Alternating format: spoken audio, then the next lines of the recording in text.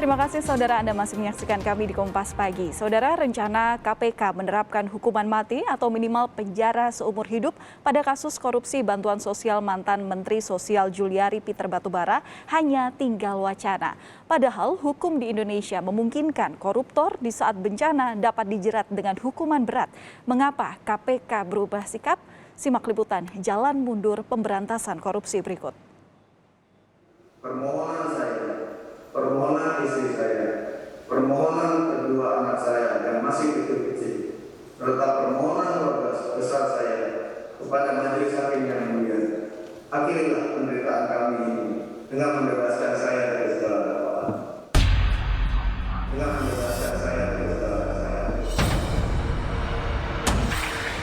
Ditunjuk jadi menteri tuk pahami warga. Gelap mata karena harta, main potong walau tak tega. Hingar-bingar akan digantung di depan masa. Namun sayang, ini tinggal wacana. Ini negeri di mana hukum untuk si miskin dan banal untuk si kaya. Kita hanya bisa menunggu. Sang pemburu bangun dari tidurnya dan kembali terjaga. Komisi Pemberantasan Korupsi menetapkan Juliari Batubara sebagai tersangka kasus korupsi bantuan sosial COVID-19 pada 6 Desember 2020.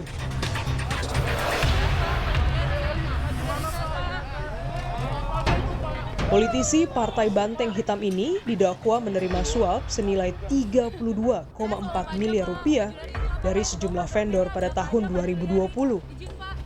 Juliari memerintahkan anak buahnya mengumpulkan fee tiap bansos sebesar Rp10.000 dari nilai Rp300.000 per paket sembako. Uang itu digunakan untuk kepentingan pribadi Juliari.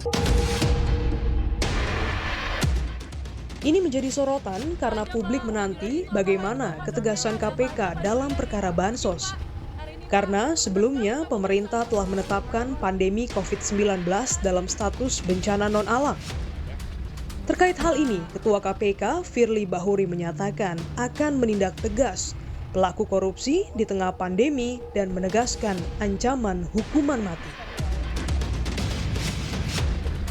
Kita paham bahwa di dalam ketentuan Undang-Undang 31 tahun 99 itu pasal 2 tentang pengadaan barang jasa, yaitu barang siapa yang telah melakukan suatu perbuatan dengan sengaja memperkaya diri atau orang lain dengan melawan hukum yang mengibatkan untuk menguntungkan diri sendiri atau orang lain sehingga menimbulkan kerugian negara ataupun perekonomian negara.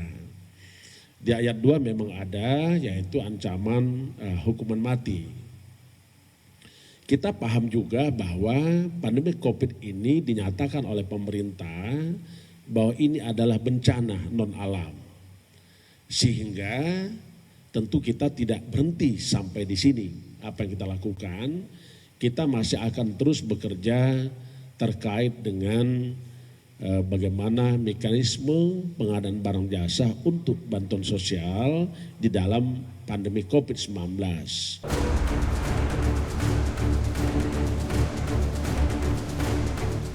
Dalam persidangan di Pengadilan Tipikor Jakarta, jaksa menuntut Juliari dengan pasal penyuapan.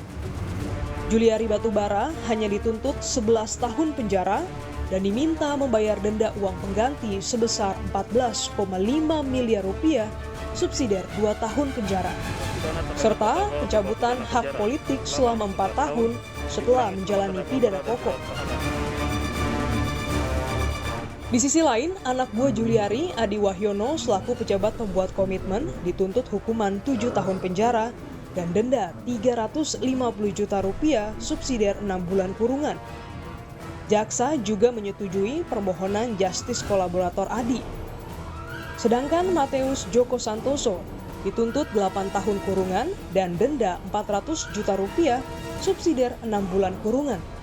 Di saat kegaduhan tuntutan Juliari di Kabupaten Malang, Jawa Timur, seorang pendamping keluarga harapan, Penny Triherdiani, terancam hukuman pidana seumur hidup karena korupsi bantuan sosial.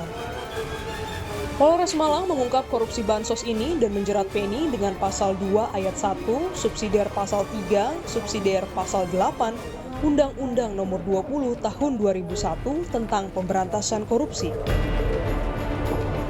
Atas perbuatannya, tersangka diancam hukuman pidana penjara seumur hidup atau pidana penjara paling singkat 4 tahun dan paling lama 20 tahun dan denda paling sedikit 200 juta, paling banyak 1 miliar rupiah. Kembali ke kasus Juliari Batubara, mantan Kasatgas kasus Bansos, Andre Dedi Nenggolan menjelaskan mengenai tuntutan 11 tahun tersebut merupakan kewenangan jaksa penuntut KPK. Ia tak menampik bahwa ada harapan besar dari publik untuk penerapan pidana mati patut dipertimbangkan, sehingga keadilan dapat terwujud terutama untuk masyarakat penerima bansos. Hal tersebut merupakan kewenangan jaksa penuntut umum pada KPK. Sepanjang pengetahuan saya selama bertugas di KPK, pembahasan tuntutan dilaksanakan oleh JPU bersama dengan pimpinan KPK. Tugas saya sebagai penyidik yang menangani perkara hanya terbatas pada proses penyidikan, yang berakhir ketika perkara dilimpahkan kepada JPU. Juru bicara KPK, Ali Fikri, menegaskan bahwa terdakwa Juliari tidak akan dihukum mati. KPK beralasan hal itu karena jaksa menuntut dengan pasal penyuapan. Baik Mas Ali, secara singkat kita tegaskan lagi, berarti dalam perkara ini terdakwa tidak akan dihukum mati ya Mas ya, atau setara dengan hukuman seumur hidup, karena ini dalam kasus pasal yang diterapkan adalah pasal penyuapan, bukan pasal 2 Undang-Undang Tipikor ya Mas? Ya, secara normatif demikian, tetapi sekali lagi tentu kan ada kebebasan hakim ya ketika nanti memutus ya. Hakim ada kebebasan untuk memutus itu sesuai dengan ketentuan dan asas hukumnya memang demikian gitu ya.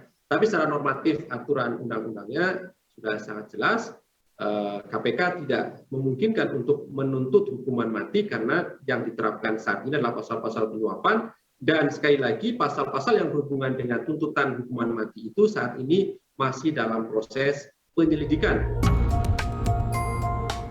Direktur Eksekutif Pusat Studi Konstitusi Universitas Andalas, Ferry Amsari, menilai adanya kejanggalan tuntutan jaksa penuntut umum. Menurutnya, tindak pidana korupsi yang dilakukan Juliari telah memenuhi pasal 2 Undang-Undang Tipikor. Unsur keadaan tertentu telah terpenuhi karena korupsi dilakukan saat pandemi COVID-19. Pasal 2 ayat 2 itu dapat diancam hukuman mati atau seumur hidup. Jelas di dalam penjelasannya ancaman hukuman mati itu atau seumur hidup merupakan pemberatan karena tindakannya merupakan kejahatan, misalnya pidana berulang, dilakukan ketika bencana, dilakukan ketika negara dalam keadaan bahaya, yang menurut saya sudah terpenuhi semua. Nah, sayang KPK tidak melakukan upaya yang mampu menjelaskan kepada publik luas kenapa dari awalnya yang begitu gahar mengancam hukuman mati, lalu turun menjadi seumur hidup, lalu menjadi 11 tahun. Nah, ini kan ada kesan yang kita tangkap bahwa seolah-olah ini hanya gertakan, begitu kemudian bersentuhan dengan kekuasaan, dengan partai mayoritas, lalu KPK menjadi takluk. Hal serupa juga disampaikan ahli hukum pidana Universitas Tarumanegara, Heri Firmansyah, yang menilai korupsi yang dilakukan Juliari memenuhi pasal 2 Undang-Undang Tipikor. Awas, bisa kuat nggak? Dan peluang untuk memasukkan pasal 2 tadi adalah satu keniscayaan, karena hal ini sudah diatur terlebih dahulu dalam undang-undang, begitu kan, dalam undang-undang tindak pidana korupsinya sendiri.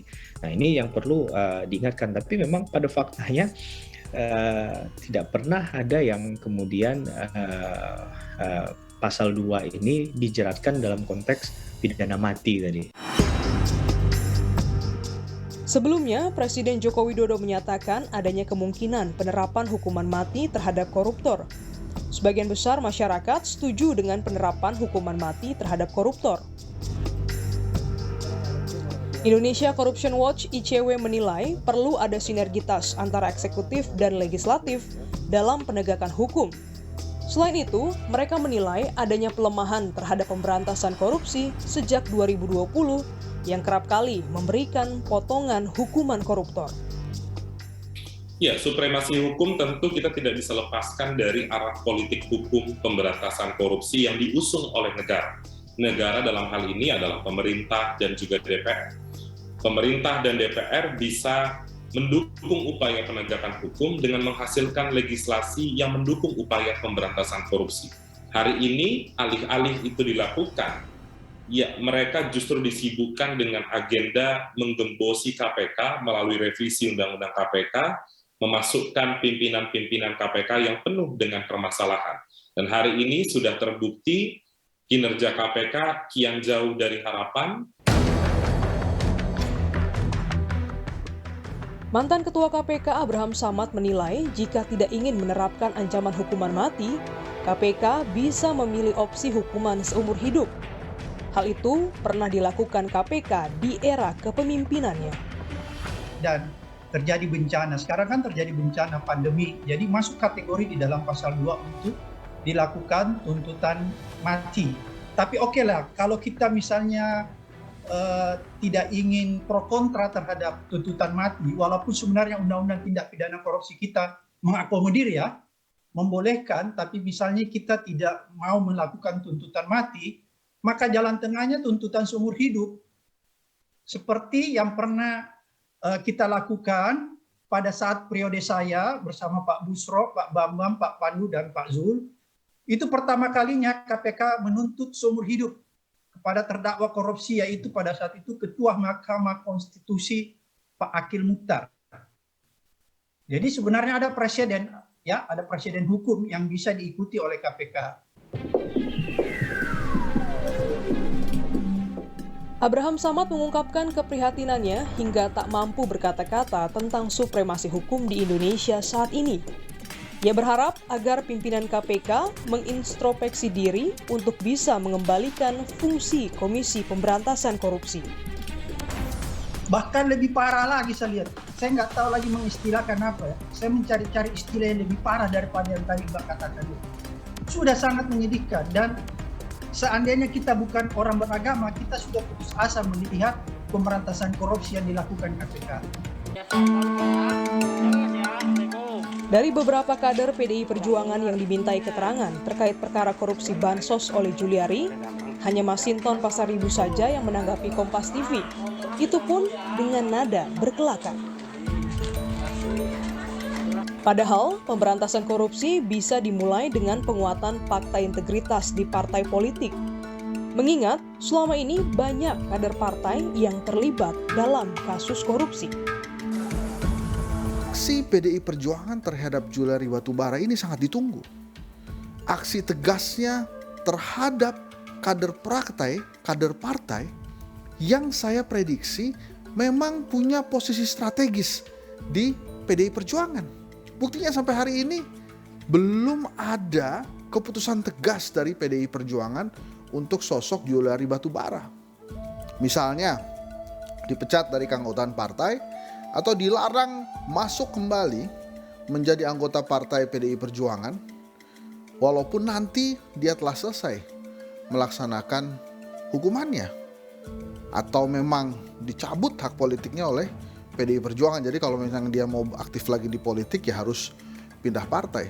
Tapi hal itu tidak kunjung datang.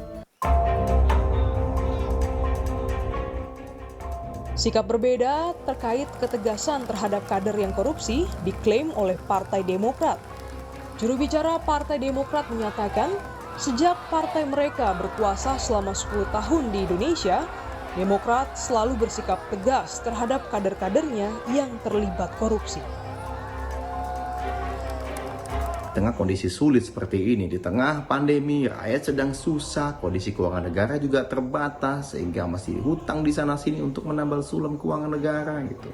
Ya, kalau masih ada saja ya pejabat pemerintah, entah itu menteri atau pejabat publik lainnya yang melakukan korupsi, bagi kami tentunya harus dihukum dengan seberat-beratnya. Gitu. Ya, kami juga memiliki komitmen kuat di internal karena setiap calon anggota legislatif dan setiap calon kepala daerah kami itu mesti menandatangani fakta integritas gitu. Mereka tidak boleh melakukan tindakan korupsi maupun tindak pidana lainnya.